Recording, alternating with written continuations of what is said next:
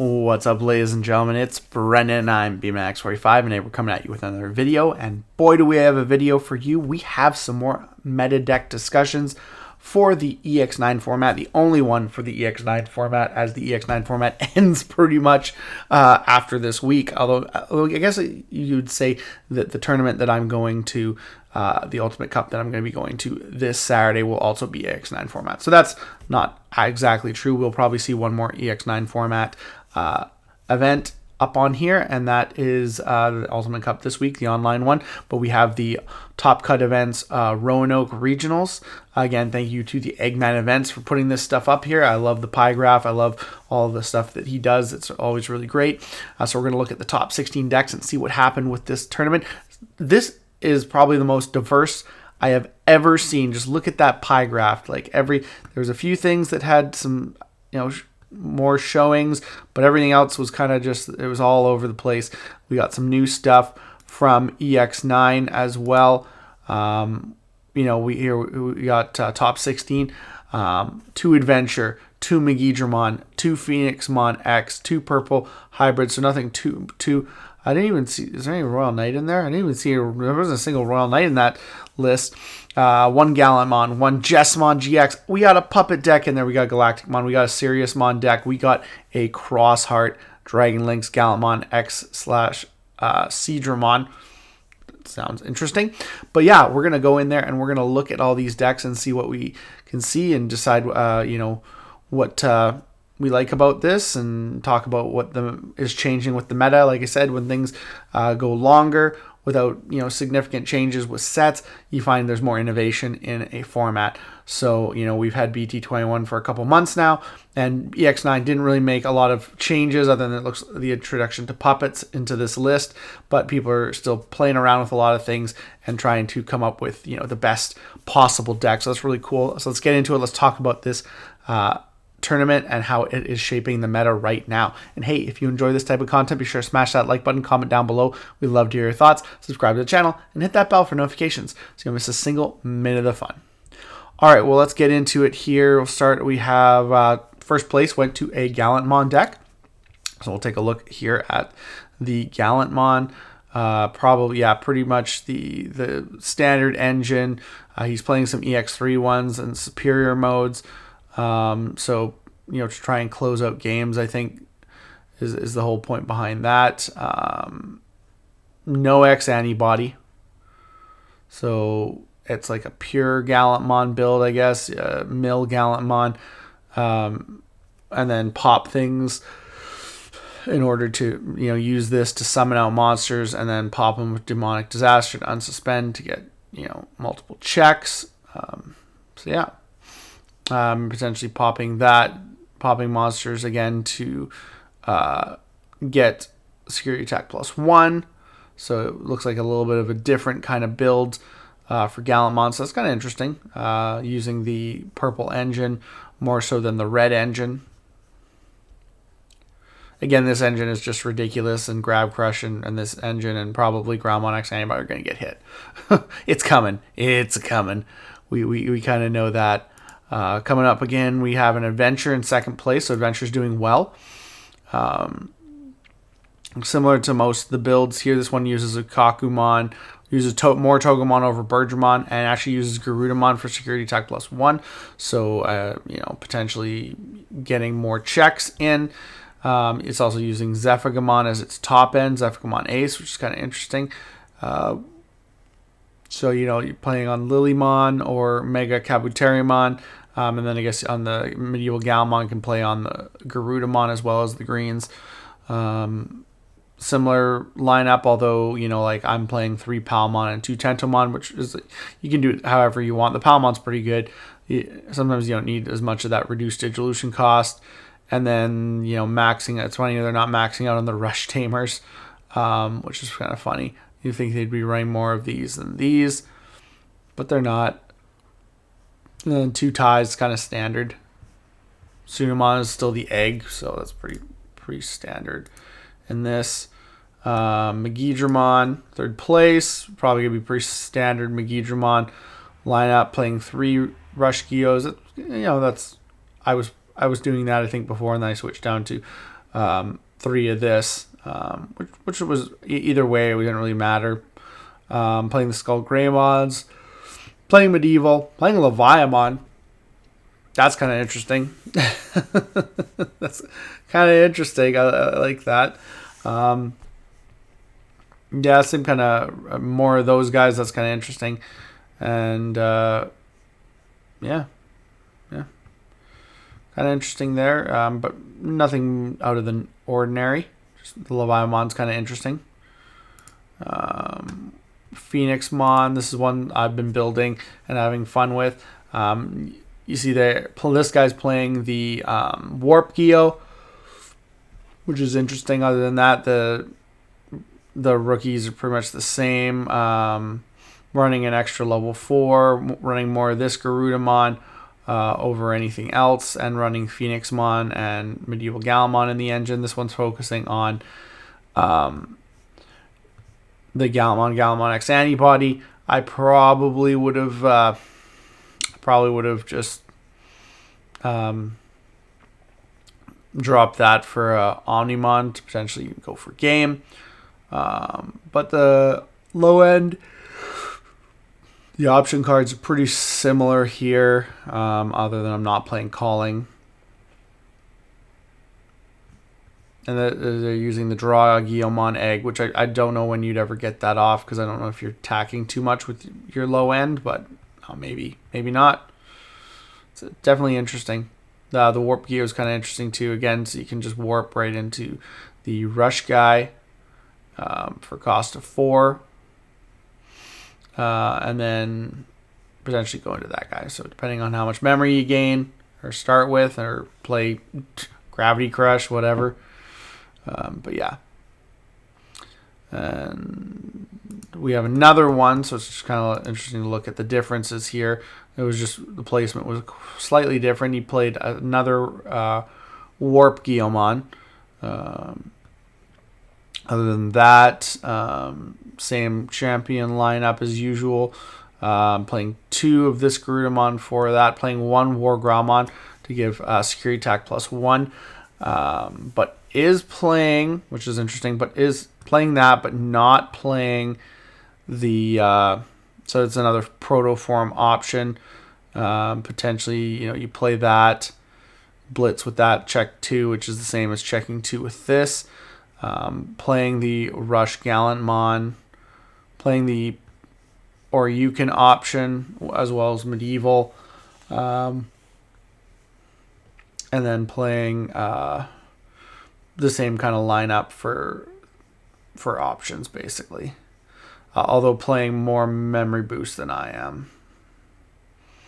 But that's an interesting option too. And I think they were playing a different egg, or they were playing the same egg. No, they were playing the EX2 draw egg. So.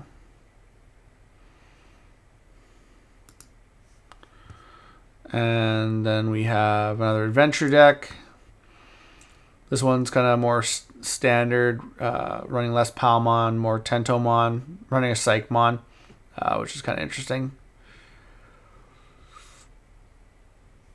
And then playing kind of a more similar lineup of the level 4s. A lot of people play more Bergermon over Togemon because plus 2,000, although Togemon is all turns, whereas the Bergermon's just your turn. Playing the Malgreymon, Zudamon, which we didn't see in the other build, but still playing a lot of Lilymon, Kabuterimon, Skullgreymon, playing the Aces instead of playing the Zephigamon engine, and then playing more Mat. And the other tamers are pretty standard. We got Jesmon GX. This is pretty cool. Making it's kind of a standard speed Jesmon GX with the Gankumon, which are some crazy plays. I played the deck back in BT20 and it was really fun. Yeah, it can go off. It's just you got to find your pieces is the hardest part. Puppet makes its debut, and it's actually quite similar to my build here. The Shumons, obviously, playing some of the new Hanimons, Ponchesmon, I got some inspiration here because I was thinking I was originally going to run the Sistermon engine, and I saw this. And then running the promo Shumon, you got to run max it out. Have this guy too. I saw this. This is pretty cool protection for your guys. And then that's pretty standard. That's kind of standard, although I think some people are playing 3 Kaguyamon. Vortex Resonance is really cool. And then the promo Orisa and the regular one from EX9 that replaces your tokens, and then the Mirai to get those out, basically. So it's good. It's a cool puppets are meta, apparently. We're going to look at another Megidramon that's going to be quite similar. We will look at Galactamon. I think it's pretty standard for Galactamon. I don't know if the last ones I saw had analog use. I don't know enough about Galactamon, honestly. 12 Vemmons. Oh, the Vemmons. And if you were like me and hunted down the foil copies, you probably have like 20-ish of them, which is kind of interesting. We got Seriousmon. Seriousmon, really? Seriously? You got LM cards in there. What? Never thought those cards would be good. Those LM cards, Regulusmon, Ace. Oh, gosh. So much stuff. It's basically a red-purple, really focusing in on BT21 Seriousmon as well as the RB1 Arcutusmon, which are really, really good. So a lot of the BT21 cards look like it's in there. And really, it's all about Beetle and Gauss. And just the new stuff, really. And the RB, a little bit of the RB stuff. Not much old stuff. Yeah. So RB Hero and BT21 Hero. So that's actually really cool. I like that. That's Seriousmon. I don't know if a Seriousmon's ever had a top. Purple Hybrid. It's going to be the same kind of, Arrestodramons. This deck just goes wild.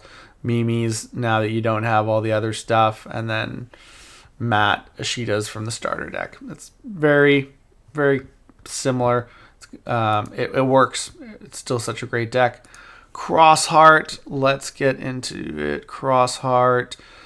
I'm not really a big Crossheart player, so I don't know if this is pretty standard, but you're playing BT21 and BT19 stuff. So a lot of that. So it's definitely updated the deck. BT19, BT21. Yeah, we're seeing a lot of the new stuff. Valderarm. That's kind of cool. I'm just like looking. There's like, the oldest is like this one BT12 card. Oh, we got BT11 Shoutmon DX. Okay, so that's an older card. So there's a couple old cards, BT10 cards, but it's mostly all the new stuff again. Dragon Links. This is an actual Dragon Link deck. This is kind of crazy. These are great cards. So anytime they can find an engine that's really good in them, they got the 2 Hinas, which is good. So you got some old cards there. EX3 Metallic Dramon 2. So yeah, see a lot of EX7 cards, and some BT20 Ukomon. That's actually pretty cool. 2 eggs. Well, yeah, you got Ukomon. So yeah. Gallantmon X Seadramon. This is like a Seadramon base with Hexablau and Vizimon that goes into Gallantmon X-Antibody. This is what innovation is right here. Jamming. It's got jamming. Got lots of jamming in it. Draw power.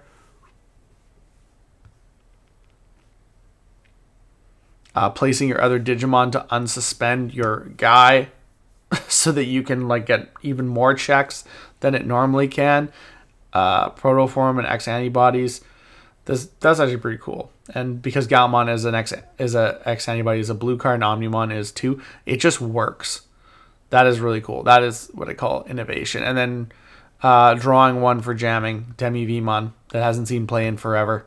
That's awesome. That's so cool. That's probably I loved Puppet was on here. And I really like the Phoenixmon and the Adventure deck, but that's my favorite one on here so far. Gallantmon X Seadramon. Another purple hybrid. They call this one Gallantmon. It's, yeah, same thing. Just a few different cards there. A few different tech choices. Bokomons. That's kind of interesting. Yeah. And then lastly, another adventure deck here. And this one here is actually running. Oh, okay, so this one's running the Omnimon Ultra S. So running the low end. Same kind of low end. Same kind of mid end. Running less of your, Zudo, Lily, Mega Capitary, but still running Metal Greymons, Alterius modes, and Sagittarius modes. So you can go into these guys, and then DNA Digivolve. So, yeah, because if you go Metal Greymon, and on this you go into Metal Greymon for cost 1, especially if that's free, and then you just need another stack to go into this for cost 3, or not even cost 3, because you can go into it for free off of a level 4 play, so that's good. And then you can go into both these guys and go into him, so that's interesting. Yeah, playing maxing out on that tamer. Okay, playing less of this and less of that, but still playing 4 Courage United, which is probably something I should be doing. I'm only playing 3. That's an interesting build. I actually quite like that one. Making use of that Ultra S, and it did manage to top, so that's kind of cool. But yeah, that's our meta right now. It is super diverse. Of course, this is like, this is Roanoke, so it's, I can't remember where that is, but it's one of the other. It's not one of the North America ones. Oh, actually, no, Roanoke. No, that is North America. I don't know what I'm talking about. I'm just at online tournaments, so I don't know places. But that is our meta for right now. We'll have to see what happens this week at the Ultimate Cup. What's going to be different about this? We're going to have what's going to be our top 16. It's kind of interesting because there's 4 pods that all get top 16, so you don't know how you figure that out. So there's just a lot of different things. So Ultimate Cups are hard to do top 16s on. But we'll have to wait and see. Tell me what you guys think about this really intensely diverse meta. We're seeing things we have never seen before. That's really, really cool. Looks like that's all the time we have for this video. Thank you very much for tuning in. We hope to see you in the next video. As always, have a wonderful day. That's all for now, folks.